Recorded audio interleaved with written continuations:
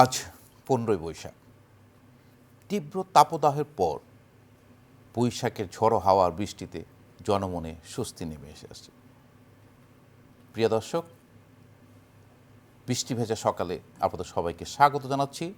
শুরু করছি আমাদের চ্যানেলের নিয়মিত বিআরবি হসপিটালস টেলিপ্রেসক্রিপশনে। দর্শক, আজকে আমরা কথা বলবো কফ ভেরিয়েন্ট অ্যাজমা নিয়ে। আমাদের সাথে আছেন ডাক্তার সাদিয়া সাবের। তিনি সহযোগী অধ্যাপক, মেডিসিন বিভাগ, বাংলাদেশ মেডিকেল কলেজ, এবং তিনি ইন্টারনাল মেডিসিন, রেসপিরেটরি মেডিসিন এবং স্লিপ মেডিসিনের কনসালটেন্টের দায়িত্ব পালন করছেন বিআরবি হসপিটালসে। ডক্টর সাদিয়া, আপনাকে স্বাগত আমাদের স্টুডিওতে। ধন্যবাদ। বাংলাদেশ কিন্তু হামে ভাসছে, হামের কিন্তু প্রকোপ অনেক বেড়েই চলেছে।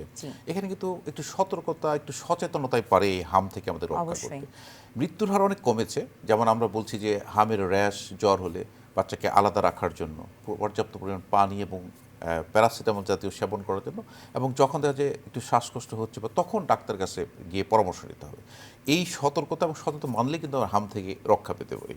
ডাক্তার সাদিয়া, আমরা আমাদের মূল পর্বে ফিরে যাই। কফ ভেরিয়েন্ট অ্যাজমা। কফ ভেরিয়েন্ট অ্যাজমা আসলে কী জিনিস? আসলে আমরা সবাই অ্যাজমা বা হাঁপানি রোগটার সাথে পরিচিত।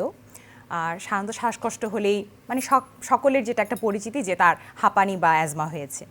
কফ ভেরিয়েন্ট অ্যাজমা হলো এই হাঁপানি রোগের একটা বিশেষ ধরন, যেটা পুরোপুরি হাঁপানিতে টার্নওভার করে না, বাট এটার কিছু লক্ষণ আছে যেগুলোর মাধ্যমে আমরা এটা নির্ণয় করে থাকি। যেমন শুকনো কাশি বা শুষ্ক কাশি আমরা যেটাকে বলি, ঘন ঘন শুষ্ক কাশি, এটা মূলত রাতের দিকে হয় বা ভোরবেলায় হয়, এবং কিছু কিছু ব্যাপার আছে যেটাতে এটা বৃদ্ধি পায়, এবং এটাতে কাশি হচ্ছে একটা মূল উপসর্গ। এখানে সাধারণত কাশির সাথে অন্য কোনো তীব্র শ্বাসকষ্ট বা কফ আসা বা জ্বর এরকম কোনো কিছু থাকে না। রোগীরা বুকে কোনো ব্যথাও অনুভব করে না, কিন্তু এই শুষ্ক কাশিটা রোগীদেরকে রাতে ঘুমোতে অনেক সমস্যা করে, এবং এটা নিয়ে তারা অনেক প্রবলেম ফেস করে আমাদের কাছে। এই যে শুষ্ক কাশির কথা বললেন, যেটা আপনি কফ ভেরিয়েন্ট অ্যাজমার মূল ফোকাসিং পয়েন্ট, যেটা শুষ্ক কাশি, তো শুষ্ক কাশি তো অন্যান্য রোগের ক্ষেত্রেও থাকে, যেটা আপনি আমাদের বুঝিয়ে বলতেন যে কোন রোগের ক্ষেত্রে কোন ধরনের কাশিটা হয় আসলে। জি, শুষ্ক কাশি সাধারণত নর্মাল আমরা যেরকম বলি যে ফ্লু হয়েছে সেক্ষেত্রেও হতে পারে, কিন্তু এই শুষ্ক কাশির ধরনটা একটু ভিন্ন অন্য রোগের থেকে। এটা সাধারণত স্থায়িত্ব 3 থেকে 8 সপ্তাহের বেশি থাকে, এবং এটার সাথে রোগীদের কোনো জ্বর থাকে না, রোগীদের কোনো বুক ব্যথা থাকে না, এই কাশির সাথে কোনো কফ বের হয় না, বা ওজন কমে যাওয়ার কোনো কিছু থাকে না, খাবায় অরুচি থাকে না। এই জন্য দেখা যায় যে রোগীরা এটাকে সাধারণত মনে করে যে না, ঠিক আছে, শুষ্ক কাশি আছে, এটা ঠিক হয়ে যাবে। কিন্তু এটাও যে একটা রোগের উপসর্গ, এটা সম্বন্ধে আমাদের আসলে সকলকে একটা সচেতনতা অর্জন করতে হবে। অবশ্যই, কারণ এটা আসলে যে একটা রোগের লক্ষণ, এবং সে যদি শুরুতেই চিকিৎসা নিতে পারে তাহলে আরও যে খারাপের দিকে যাওয়ার সম্ভাবনা ছিল অ্যাজমা, সেটা হয়তো রক্ষা পেতে পারে। এই যদি কাশির কথাটা আমরা যখন আসলাম, আমরা জানি টিবিতে কাশি হয়, আমরা জানি ধূমপানজনিত কারণে সিওপিডি একটা রোগ আছে যেখানে কাশি, আমরা জানি নিউমোনিয়াতে কাশি হয়, যেমন মিজেলসের ক্ষেত্রে এখন নিউমোনিয়া হচ্ছে, নিউমোনিয়াতে কাশি হয়, আমরা জানি আইএলডি একটা অকুপেশনাল লাংসে কাশি হয়। এই কাশিগুলোর পার্থক্যটা কি? আমরা কখন মনে করব টিবি, কখন মনে করব সিপিডি, কখন মনে করব আইএলডি? জি, শুরুতেই যদি আমরা চিন্তা করি টিবি, যক্ষ্মা, যেটা আমাদের দেশে আসলে অনেক বেশি হারে হয়, যক্ষ্মা রোগীদের কাশিটা কিন্তু ভিন্ন প্রকৃতির হয়। সাধারণত তাদের গায়ে গায়ে জ্বর থাকে, এই কাশির স্থায়িত্ব অনেক বেশি দিন থাকে, 3 থেকে 8 সপ্তাহ বেশি থাকে, কিন্তু এই কাশির সাথে রোগীদের কফ যায় বা থুতু যায়। সেই কফের মধ্যে কিন্তু কালচে রঙের হতে পারে, অনেক সময় রক্ত থাকতে পারে, এটার সাথে রোগীদের ওজন কমে যায়, খাবার অরুচি হয়ে যায়, এবং এই কাশিটার কিন্তু কোনো সময় নির্ধারণ নাই, এটা সারাদিনই থাকতে পারে। আমি যেরকম বলছি যে কফ ভেরিয়েন্ট অ্যাজমা রোগীদের যে শুষ্ক কাশি হয় সেটা রাতের দিকে বেশি হয় বা ভোরের বেলা হয়, কিন্তু যক্ষ্মা রোগীর কাশির কিন্তু এরকম কোনো সময় নেই, এটা সারাদিন জুড়েই থাকতে পারে, এবং রোগীদের অনেক কফ যায়। তারপরে আপনি বললেন এটা কিন্তু আবার যক্ষ্মাকে আমরা ক্ষয় রোগ বলে থাকি, এবং তাকে ওজন কমে যাওয়া, ক্ষুধামন্দাও থাকতে পারে, এবং হঠাৎ করে দেখা যায় তার স্বাস্থ্য খারাপ হয়ে যাচ্ছে, তখন হয়তো আমরা যক্ষ্মা চিন্তা করতে পারি। জি। তারপরে আমরা যদি আসি যে সিওপিডি, আপনি যেটা বললেন, সিওপিডি অবশ্যই এটা একটা শ্বাসজনিত রোগ, এখানেও রোগীদের কাশি হয়, কিন্তু এটা সাধারণত দেখা যায় যে এই সিওপিডি রোগটা বাংলাদেশের পার্সপেক্টিভে যদি আমি বলি, সাধারণত মধ্যবয়স থেকে শুরু হয়, 40-এর পর থেকে শুরু হয়।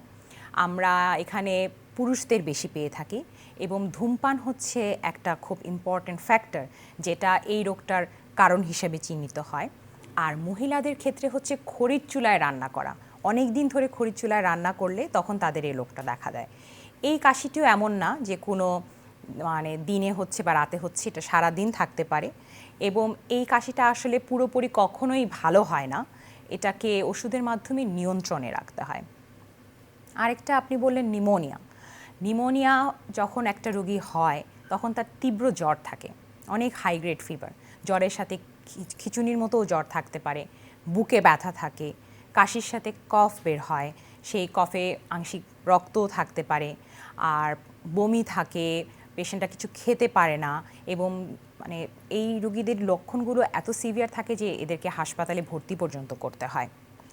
আরেকটা ভ্যারাইটি যেটা বললেন আপনি আইএলডি বা অকুপেশনাল লাং ডিজিজ, আর অকুপেশনাল লাং ডিজিজটা সাধারণত অকুপেশনের সাথেই মেইনলি জড়িত। যারা কোনো কেমিক্যাল ইন্ডাস্ট্রিতে কাজ করে বা লৌহ জঙ্গের কাজ করে, তারা যদি মাস্ক ছাড়া কাজ করে বা অনেক দিন ধরে তারা একটা কেমিক্যালের এক্সপোজারে আসছে, তখন তাদের ফুসফুসের কার্যকারিতা কমে আসে, তখন তাদের এক ধরনের কাশি হয়। তো সেই ক্ষেত্রে আসলে রুগীদের এই লক্ষণগুলো কখন হচ্ছে, কোন সময় হচ্ছে, কোন বয়সে শুরু হচ্ছে এবং কোন কোন জিনিস এগুলাকে বেশি বেশি লক্ষণগুলোকে বাড়িয়ে তুলছে, সেদিকটা খেয়াল রাখা খুব বেশি জরুরি। তার মানে আপনি বলছেন যে হিস্ট্রি নেওয়াটা খুব ইম্পর্টেন্ট, যে Very এই important. চারটা যে ডিজিজ বললে যে হিস্ট্রিটা খুবই, এবং কন্ট্যাক্ট হিস্ট্রি, যেমন আপনার টিভির যদি কন্ট্যাক্ট পার্সন থাকে Exactly. সেক্ষেত্রে সেই জিনিসগুলো আপনারা আসলে যখন হিস্ট্রি নেন তখনই একটু বেরিয়ে আসে। জি। আমরা যদি কফ ভেরিয়েন্ট অ্যাজমার কাছে আসি, এটা ট্রিগারিং ফ্যাক্টর কি, মানে কফ ভেরিয়েন্ট অ্যাজমা কি সবারই হবে, না কোন কোন ক্ষেত্রে এটা হয় বা কিভাবে হয়? ট্রিগারিং ফ্যাক্টরস হচ্ছে মূলত আমাদের দেশে এখন এয়ার পলিউশন অনেক হাই ইন্ডেক্সে আছে। সো এই বাইরের যে রাস্তার যে ধুলাবালি, সারাক্ষণ কোনো কনস্ট্রাকশনে কাজ চলছে, এটা একটা অনেক বড় ট্রিগার ফ্যাক্টর। তারপরে অনেক সময় দেখা যায় যে অনেকে বাসায় পোষা প্রাণী রাখে, বিড়াল বা কুকুর, তাদের যে লোমকূপ থাকে সেটা একটা কারণ হতে পারে। আবার এখন যেমন দেখেন আবহাওয়াটা একটু ঠান্ডা, আবার গরম ঠান্ডা, এই সময় যে রুগীরা দেখা যায় যে গরম থেকে এসেই তারা একটা কোল্ড ড্রিঙ্কস খেয়ে ফেললো বা ফ্রিজের ঠান্ডা পানি খেয়ে ফেললো, এটাও একটা বড় ফ্যাক্টর হিসেবে এখানে কাজ করে। আবার অনেকের আছে ব্যায়াম করতে যাওয়ার সময় এই জিনিসটা বেড়ে যায়, সেটাও একটা ট্রিগারিং ফ্যাক্টর হিসেবে কাজ করে। ফুলের রেণু থেকেও হতে পারে, কিন্তু আমাদের এখানে তো এরকম ফুলের রেণুর পরিমাণ কম, কিন্তু এই মূলত এই সমস্যাগুলো থেকেই আমরা বেশি ট্রিগারিং ফ্যাক্টর পাই। এনভায়রনমেন্টাল কোনো ফ্যাক্টর আছে কিনা? জি, বললাম এয়ার এয়ার পলিউশন পলিউশন। বলছে যে আপনার সিজনাল চেঞ্জে শীত গরম জি। এগুলো তো হতে পারে জি। কি। আর আরেকটা হলো যে আমরা অনেক সময় দেখি যে ইনসেক্ট, বাসায় যে ইনসেক্ট, তারা পোকা জি। বা এগুলো থেকে, বা মশার কয়েলও একটা বড় মশার ফ্যাক্টর। কয়েল একটা মশার factor। কয়েল একটা অনেক বড় ফ্যাক্টর। অনেকে বলে যে আমি তো কয়েল জ্বালাই না, আমি গুড নাইট জ্বালাই, রুগীরা যেভাবে বলে, বাট ওটারও তো একটা ভেপারাইজেশন আছে, ওইটাও কিন্তু একটা বড় ফ্যাক্টর হিসেবে কাজ করে। তার আপনি বলছেন যে এই যে অ্যালার্জিক যে ফ্যাক্টরগুলো, সেই অ্যালার্জিক ফ্যাক্টরগুলোর কন্ট্যাক্টে গেলেই তার কম্পোনেন্ট অ্যাজমাটা হওয়ার জি। একটা সম্ভাবনা থাকে। জি। তো এই কম্পোনেন্ট অ্যাজমার আসলে আপনি লক্ষণগুলো বলেছেন, আমরা আসলে কিভাবে এইটা ডায়াগনোসিসটা কনফার্ম করি যেটা কম্পোনেন্ট অ্যাজমা হয়েছে? প্রথমত হচ্ছে যেটা নাম্বার ওয়ান ইম্পর্ট্যান্ট, সেটা হচ্ছে হিস্ট্রি, যে রুগীর কাছ থেকে পুরো ডিটেলসটা জানা, যে তার কিভাবে শুরু হলো, কখন এই শ্বাসকষ্টটা বাড়ছে, রাতে না সকালে, এবং সেটা কিভাবে নির্মূল হচ্ছে, মানে রুগী কি কোনো কিছু ওষুধ খাচ্ছে না নিজের থেকেই সেটা নির্মূল হয়ে যাচ্ছে, এবং কখন উনি খেয়াল করছেন যে এই সমস্যাগুলো তার হচ্ছে, এটা একটা অনেক বড় একটা ফ্যাক্টর। আরেকটা জিনিস হতে পারে, অনেক সময় বুকে একটু চাপ অনুভূত হয়, গলায় খুসখুস ভাব থাকে, ব্যায়াম করতে গেলে রুগীরা আর ব্যায়াম করতে পারে না, বলে আমার এমন কাশি হচ্ছে আমি করতে পারছি না। অথবা অনেক সময় রুগীরা বলে যে আমি ভালোই ছিলাম, আমি একটু জোরে কথা বলেছি বা আমি একটু জোরে হেসেছি, তখন আমার এই সমস্যাটা তৈরি হয়েছে। তো এই লক্ষণগুলোর সম্বন্ধে একটা ধারণা থাকতে হবে আর কি রুগীদের, যে এটা হলে এটা হতে পারে। তারপর আপনারা ইনভেস্টিগেশনের কোনো প্রয়োজন আছে কিনা কম্পোনেন্ট অ্যাজমা ডায়াগনোসিস করার জন্য? জি, এটা অবশ্যই একটা ইনভেস্টিগেশনের প্রয়োজন আছে, কারণ ইনভেস্টিগেশনের মাধ্যমে আমরা রুগীদের ফুসফুসের কার্যক্ষমতাটুকু আসলে কতটুকু কমেছে এবং কী অবস্থায় আছে সেটা জানতে পারি। স্পাইরোমেট্রি আমরা এটাতে করতে পারি। ইভেন এই অ্যাজমার লেভেলটা কত আছে সেটা ফেনো একটা পরীক্ষা আছে, সেটার মাধ্যমে আমরা করতে পারি, এবং এই পরীক্ষাগুলো কিন্তু এখন ইজিলি অ্যাভেলেবল, সব জায়গাতেই হয়, এবং আর্লি স্টেজে করলে এটা মনিটর করতে ইজি হয়। তার মানে আপনারা বলছেন যে লাং ফাংশন টেস্ট, যেটা স্পাইরোমেট্রির মাধ্যমে আমরা ফাংশনটা দেখি, জি। এবং যেহেতু আপনি বলেছেন যে অ্যালার্জির কিছু কন্ট্রাক্টে থাকে, আপনারা কি স্পুটামের কোনো পরীক্ষা করতে চান কিনা বা ব্লাডের কোনো অ্যালার্জি টেস্ট করতে চান কিনা বা ইসোনোফিল কাউন্টটা দেখতে চান কিনা? যে এটা সাধারণত অ্যালার্জির সাথে সম্পর্ক থাকে, ইউসিনোফিল কাউন্টও একটা বড় ফ্যাক্টর, কিন্তু সাধারণত সেটা আমরা অ্যাজমা ডায়াগনোসিসের ক্ষেত্রে বেশি ব্যবহার করি। কফ ভেরিয়েন্ট অ্যাজমা তো অ্যাজমার একটা বিশেষ ধরন, এক্ষেত্রে আমাদের স্পাইরোমেট্রি ফেনো এগুলোর মাধ্যমেই আমরা ডায়াগনোসিসে পৌঁছে যেতে পারি, কারণ এই রোগীদের তো কফ কম হয়, এই জন্য এখানে কফ পরীক্ষার যেহেতু শুকনো কাশ কফটা আসছে না। আপনি আরেকটা কথা বলছেন যে এই কম্বিনেন্ট অ্যাজমার একটি ধরন, অন্যান্য ধরনগুলো কি অ্যাজমার? এটা অ্যাজমার অনেক ধরন আছে, যেমন অনেক সময় অনেক বাচ্চাদের হয় চাইল্ডহুড অ্যাজমা থাকে, আবার অ্যাজমা সিভিয়ার অ্যাজমা থাকে কিছু যাদের কন্টিনিউয়াস শ্বাসকষ্ট থাকে, ব্রিটেল অ্যাজমা থাকে, অনেকগুলো ধরন আছে, এর মধ্যে কফ ভেরিয়েন্ট অ্যাজমা হচ্ছে একটা ধরন। আচ্ছা, আর মাইল্ড মডারেট সিভিয়ার এইভাবে আপনারা ভাগ হ্যাঁ, করেছেন? ওটা আমরা গ্রেডিং করি পরীক্ষা নির্ণয়ের মাধ্যমে এবং রোগীর সিমটমস অ্যানালাইসিসের মাধ্যমে এবং ক্রনিক একটা ফলো আপের মাধ্যমে এটা ধারণা করা হয় মাইল্ড মডারেট সিভিয়ার। তো এই যে কম্বিনেন্ট অ্যাজমার, এটা ট্রিটমেন্ট কি অন্যান্য অ্যাজমার মতোই হয়ে থাকে না ট্রিটমেন্টে কোনো ভিন্নতা আছে? কফ ভেরিয়েন্ট অ্যাজমার চিকিৎসা আসলে খুবই সহজ, কিন্তু যেটা হয় আমাদের ক্ষেত্রে যে রোগীরা ডাক্তারের পরামর্শ নেওয়ার আগে নিজেরাই অনেক ওষুধ খেয়ে আসে। দেখা যাচ্ছে একটু কাশি হয়েছে 3 দিন কমছে না, কারণ এটা আমি আপনাকে বলেছি যে এই কাশির স্থায়িত্ব কিন্তু 3 থেকে 8 সপ্তাহ। তো দেখা যাচ্ছে যে রোগীরা 1 সপ্তাহর পরেই তারা নিজে থেকে অ্যান্টিবায়োটিক্স খাচ্ছে, আবার এই অ্যান্টিবায়োটিক্সে কাজ করছে না, তারা আবার আরেকজনের পরামর্শ নিয়ে আরেকটা অ্যান্টিবায়োটিক্স খাচ্ছে। তার কারণে আমাদের কাছে যখন রোগীরা প্রেজেন্ট করে তখন এটার পিকচারটা একদম ডিফারেন্ট হয়ে যায়, মানে সে নিজেই বলছে আমার কিছুদিন কমে গেছে, আবার আমি খেয়েছি। আবার অনেকে দেখা যায় যে বাসায় কেউ একজন ইনহেলার বা নেবুলাইজার ব্যবহার করছে, বা সে ফার্মেসিতে গিয়েছে তাকে নেবুলাইজার দিয়ে দেওয়া হলো, বা সে তার হাজব্যান্ডের বা হাজব্যান্ড ওয়াইফের একটা ইনহেলার ব্যবহার করছে। এই জন্য ডাক্তারদের কাছে সাধারণত কফ ভেরিয়েন্ট অ্যাজমাগুলো যখন আসে তখন দেখা যায় যে এটা একটা মিক্সড প্যাটার্ন থাকে, মানে শুরুতেই আমরা একদম ক্লিন কাট একটা পিকচার পাই না, কিন্তু এটার যে চিকিৎসা এটা ইনহেলারের মাধ্যমে ভালো হয়ে যায় এবং এটা রিকভারি রেটও খুব ভালো, কিন্তু এটা দেখতে হবে যে সঠিক ইনহেলারটা প্রয়োগ করা হচ্ছে কিনা এবং সেই চিকিৎসাটা সে নিতে পারছে কিনা এবং সে কতটুকু কন্টিনিউশন করছে, নাকি সে মিড পয়েন্টে ছেড়ে দিচ্ছে, এটার একটা ব্যাপার থাকে। তো ইনহেলার তো আসলে কতগুলো ধরন আছে, কোনোটা প্রিভেন্টার বলেন, আপনারা কোনোটা রিলিভার বলেন, আসলে কোন ইনহেলারগুলো আপনারা এখানে ব্যবহার করে থাকেন? এটা আসলে প্রিভেন্টারও আছে কিছু, রিলিভারও আছে, বাট এখানে আমরা সাধারণত মিক্সড ভ্যারাইটিটা বেশি পছন্দ করি, যেখানে প্রিভেন্টার আর রিলিভারের একটা কম্বিনেশন পাওয়া যায়, সেটাকে পেশেন্টের বয়স অনুযায়ী, পেশেন্টের সিমটম অনুযায়ী অ্যাডজাস্ট করে আমরা এখানে ব্যবহার করি। আমাদের দেশের রোগীরা কিন্তু ইনহেলার নিতে খুব অনীহা। আপনারা ইনহেলার প্রেসক্রাইব করলে বলে তারা বলে থাকে যে একবার নিলে সারা জীবন নিতে হবে, আমি নিব না, ওষুধ দেন। এটা যদি একটু ব্যাখ্যা করতেন আসলে রোগীদের। হ্যাঁ, এটা আসলে একটা কমন মিথ, তারা ধারণা করে যে একবার নিলে এটা আর ভালো হবে না, ছাড়া যাবে না, আর ছাড়া তো যাবেই না, আর তারা এটাও মনে করে এটা নিলে তার মানে আমার ফুসফুসটা দুর্বল হয়ে যায়, মানে রোগীদের ভাষা অনুযায়ী আমার ফুসফুসটা দুর্বল হয়ে যাচ্ছে, এটা আর পরবর্তীতে ঠিক হবে না। এই মিথটা থেকে আসলে আমাদের বের হয়ে আসা উচিত এবং এটার জন্য অবশ্যই এটা জনসচেতনতা একটা অনেক বড় ব্যাপার, কারণ এটার এই মুহূর্তেই বলা খুবই ডিফিকাল্ট যে আপনাকে এটা 7 দিন নিলেই আপনি ভালো হয়ে যাবেন বা 10 দিন, বাট এটা দেখা যায় একটা ফুল কোর্স, যেমন অ্যান্টিবায়োটিকের একটা কোর্স থাকে, স্টেরয়েডের একটা কোর্স থাকে, ওরকম এটারও একটা কোর্স আছে, সেই কোর্স পর্যন্ত নিলে আস্তে আস্তে কিন্তু ডোজ কমায় আমরা সম্পূর্ণভাবে ইনহেলার থেকে রোগীকে বের করে নিয়ে আসতে পারি। কিন্তু অধিকাংশ ক্ষেত্রেই যেটা হয়, এই রোগীগুলো ফলো আপ পর্যন্ত ইনহেলারটা ছেড়ে দেয়, অথবা তারা নিজের ইচ্ছা মতো নিয়ে দেখা যায় সপ্তাহখানেকের মধ্যে তারা ভালো হয়ে গেল, তারা ছেড়ে দিল, আবার 2 সপ্তাহ পরে তাদের একই সমস্যা দেখা দিল, তখন তাদের আবার এই প্রবলেম নিয়ে আসতে হলো, তখন দেখা যাচ্ছে যে আমাকে ডোজটা এসকেলেশন করতে হচ্ছে। তো এই জিনিসটা যেটা একটা ব্যাপার, সেটা হচ্ছে যে নির্দিষ্ট সময় পর্যন্ত যদি নেওয়া যায়, তারপর যদি আস্তে আস্তে কমিয়ে আনা যায়, তাহলে কিন্তু এটা সম্পূর্ণভাবে নির্মূলযোগ্য এবং সারা জীবন ইনহেলার ব্যবহার করা লাগবে না। না, কিন্তু সেক্ষেত্রে আপনি প্রেসক্রাইব করলেন যে আপনি ইনহেলার নেন, আমরা একটা জরিপে দেখেছি যে আসলে অ্যাজমা সেন্টারে জরিপ হয়েছিল, দেখা যায় যে অধিকাংশ মানুষই ইনহেলারের টেকনিকটা জানে না, মানে এবং সে নিচ্ছে ইনহেলার, কিন্তু ইনহেলারটা তার ওষুধটা যেভাবে নেওয়া দরকার, যে ফুসফুসে আসা দরকার সে আসছে না, বরঞ্চ নেওয়ার পরে মুখ দিয়ে বেরিয়ে যাচ্ছে। আসলে টেকনিকটা এক্স্যাক্টলি টেকনিকটা কীরকম হওয়া উচিত? হ্যাঁ, এটা ঠিক বলেছেন আপনি যে ইনহেলার নিচ্ছে না, অনেকে আছে এটা নিয়ে গিলে ফেলে, আবার অনেকে আছে মুখ দিয়ে বের করে ফেলে। তো এখন তো ইনহেলারের অনেক ফর্মুলেশন আছে, অনেক ভালো ইনস্ট্রুমেন্টসও চলে আসে যেটাতে পুরোপুরিভাবে ফুসফুসের মধ্যে চলে যায়। আবার এখানে একটা বড় ফ্যাক্টর আছে, অনেক পেশেন্ট থাকে যাদের দাঁত থাকে না বা যারা টানতে পারে না, তাদের জন্য স্পেসারও আমরা ব্যবহার করে থাকি। আবার নেবুলাইজার মেশিনও আছে, যদিও এটা আমরা পরবর্তীতে ব্যবহার করি, শুরুতে ব্যবহার করার পক্ষপাতী না। তো সেই ক্ষেত্রে হচ্ছে এই টেকনিক্সগুলো আমরা রোগীদেরকে যখন আমাদের কাছে আসে আমরা শিখিয়ে দেওয়ার চেষ্টা করি, প্লাস ওষুধের যে প্রণালীপত্র থাকে সেখানের মধ্যে লেখা থাকে। আর এখন আমরা বলি আপনারা ইউটিউবে ভিডিও দেখবেন, কারণ প্রত্যেকটা ইনহেলারে খুব ডিটেলস ভিডিও এখন ইউটিউবে পাওয়া যায়, যে আপনি কিভাবে ইনহেলারটা ব্যবহার করবেন, কিভাবে ক্যাপটা খুলবেন, কিভাবে টানবেন এবং কিভাবে শ্বাসটা ধরে রাখবেন।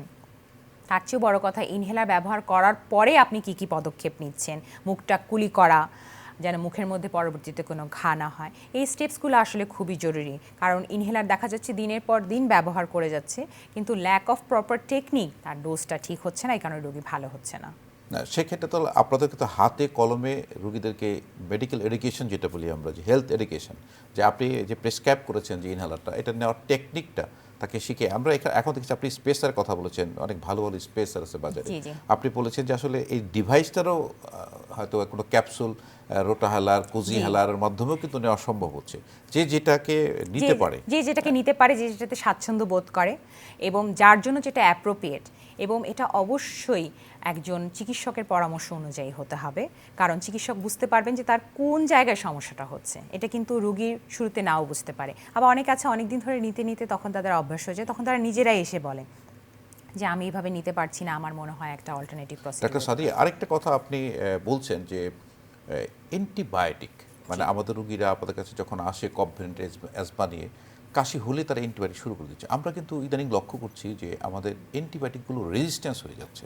আমরা যদি আপনারা যদি খেয়াল করে থাকেন যে আইসিইউর পেশেন্টগুলো গেলে আমরা যখন কালচারে পাঠাই, দেখা যায় যে সবগুলো ড্রাগ রেজিস্ট্যান্স হয়ে আসছে। তো এই যে কফ ভ্যারিয়েন্ট অ্যাজমাতে যথেচ্ছ অ্যান্টিবায়োটিক ব্যবহার হচ্ছে, এটা আসলে কি করা উচিত, কি নীতিমালা হওয়া উচিত? প্রথম নীতিমালা হচ্ছে এটাই, কফ ভেরিয়েন্ট অ্যাজমাতে কিন্তু অ্যান্টিবায়োটিক্সের কোনো রোল নেই, কোনোই রোল নেই, কারণ এটা তো কোনো জীবাণু দিয়ে হচ্ছে না। এখানকার ট্রিগারিং ফ্যাক্টর হচ্ছে ধুলা, বালি, ময়লা, ঠান্ডা, গরম। তো দেখা যাচ্ছে আবার সে একই কথায় যে 3 সপ্তাহের বেশি কাশি থাকছে, তারা মনে করছে যে অ্যান্টিবায়োটিক খেলেই আমি ভালো হয়ে যাব। দেখা যাচ্ছে তারা 7 দিন অ্যান্টিবায়োটিক খাচ্ছে এবং এক অ্যান্টিবায়োটিকে যখন তারা ভালো হচ্ছে না, তারা তখনও ডাক্তারের পরামর্শ না নিয়ে আরেকটা অ্যান্টিবায়োটিকে চলে যাচ্ছে, বা পাশে কারো কাছ থেকে একটা পরামর্শ নিচ্ছে যে হ্যাঁ তুমি এটা খেয়েছো, ঠিক আছে তুমি এখন এটা খেয়ে দেখো এটা। তো এই ক্ষেত্রে অ্যান্টিবায়োটিক একটা ইনজুডিশিয়াল একটা ইউজ হচ্ছে, যার কারণে একটা রেজিস্ট্যান্স ডেভেলপ করছে। আর এটার তো আসলে অ্যান্টিবায়োটিকের কোনো রোল নেই, শুধু শুধু অ্যান্টিবায়োটিক খাওয়া তো একদমই স্বাস্থ্যের জন্য ক্ষতিকর। আর এটা আসলে জনসচেতনতা তৈরি করতে হবে। মানে এটা আসলে আমাদেরকে বুঝতে হবে যে অ্যান্টিবায়োটিকটা আসলে আমরা একটু রিজার্ভ রাখবো এবং ডাক্তারের পরামর্শ ছাড়া আমরা অ্যান্টিবায়োটিক নেব না। বিশেষজ্ঞের পরামর্শ ছাড়া, প্রপার প্রেসক্রিপশন ছাড়া, প্রপার ডোজিং ছাড়া আমরা এটা ব্যবহার করব না। হ্যাঁ, কিন্তু আমরা আসলে দেখি যে গ্রামাঞ্চলে অনেক সময় দেখা যায় অনেক বড় বড় অ্যান্টিবায়োটিক, মেরোপেনাম, সেপ্টিয়াক্টিন যথেচ্ছ ব্যবহার হচ্ছে, মানে ফার্মেসি থেকেই দিয়ে দিচ্ছে, ডাক্তার প্রেসক্রিপশন ছাড়াই দিয়ে দিচ্ছে। আসলে এটা কাম্য না, কারণ আমরা অ্যান্টিমাইক্রোবিয়াল যে রেজিস্ট্যান্স যেটা আমরা দেখছি যে ইদানিংকালে কিন্তু খুব লক্ষণীয়। এই কফ ভ্যারিয়েন্ট অ্যাজমার সাথে আরেকটি প্রসঙ্গ চলে আসছে, স্টেরয়েড। আমরা দেখি যে এই ধরনের রোগীগুলা ফার্মেসি থেকে স্টেরয়েড নিয়ে খাচ্ছে এবং শেষে দেখা গেল মুখ ফুলে গেছে, কুশিং-গোয়েট সিনড্রোম নিয়ে আপনাদের কাছে আসছে আসলে। এবং কিন্তু সে খাচ্ছে দিনের পর দিন, যুগের পর যুগ খাচ্ছে, কারণ খেলে আরাম পাচ্ছে। তো এই স্টেরয়েডের সাথে কফ ভ্যারিয়েন্ট অ্যাজমার রিলেশনটা বা কখন খাওয়া উচিত বা কিভাবে খাওয়া উচিত যদি বলতে। স্টেরয়েড তো আসলে এখানে অ্যান্টি ইনফ্লামেটরি, কারণ এখানে একটা ইনফ্লামেশন হচ্ছে দেখে এখানে এই জিনিসটা চলছে। স্টেরয়েডের রোল আছে, কিন্তু স্টেরয়েড আমরা শুরুতেই তো দিই না, এটা গ্রেডিং আছে যে রুগীটা কি খুব সিভিয়ার পর্যায়ে আছে কিনা, বা রুগীটা একদমই শ্বাস প্রশ্বাস খুবই খারাপ অবস্থা, হাসপাতালে ভর্তি হলো, বা অ্যাজমার সিভিয়ার ফর্মে আমরা মুখে স্টেরয়েড বা ইনজেকশন আকারে দিয়ে থাকি। কিন্তু দেখা যায় যে শুরুতেই গেলে যদি আপনি একটা চিকিৎসার সবচেয়ে হাই ডোজটা দিয়ে শুরুতেই শুরু করেন, তাহলে তো এক ডোজই রুগী ভালো হয়ে যায়। তখন দেখা যায় যে ওই হাই ডোজটা দিয়ে, যেটা তার সবার শেষে লাগতো, সেটা দিয়ে সে তার চিকিৎসা শুরু করছে।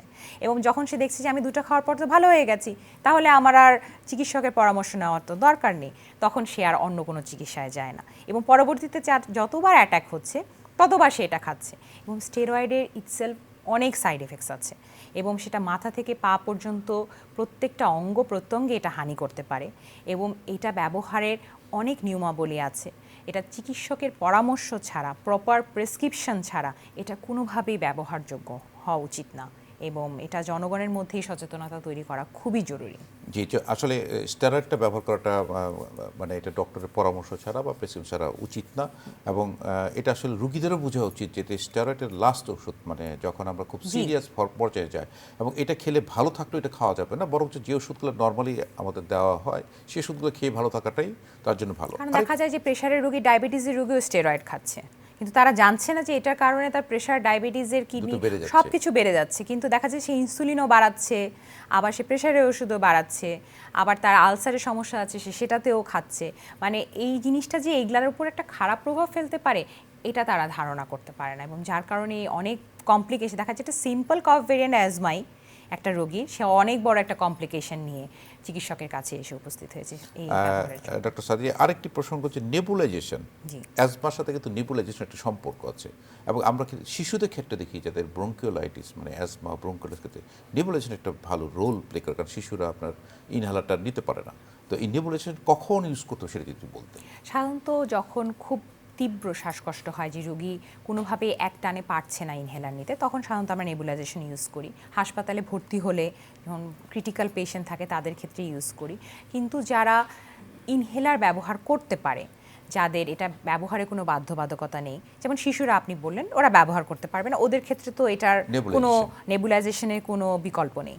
কিন্তু আবার এখানে দেখা যায় অনেক বয়স্ক মানুষ থাকে যারা বেড রিডেন থাকে, যারা টানতে পারে না, দেখা যায় স্ট্রোকের রোগী, তাদের সব মাংসপেশি অনেক বেশি কম কাজ করে, তাদের ক্ষেত্রেও আমরা নেবুলাইজেশন ব্যবহার করে থাকি।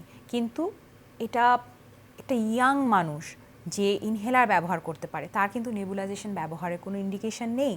এবং দেখা যায় শুধু তাই না, নেবুলাইজেশনে তারা এই ওষুধগুলো এত হায়ার ডোজ ব্যবহার করে, যার কারণে বুক ধড়পড় করা, শরীর কাঁপা, অস্থিরতা লাগা, এটা একটা কমন প্রবলেম হয়ে দাঁড়িয়েছে।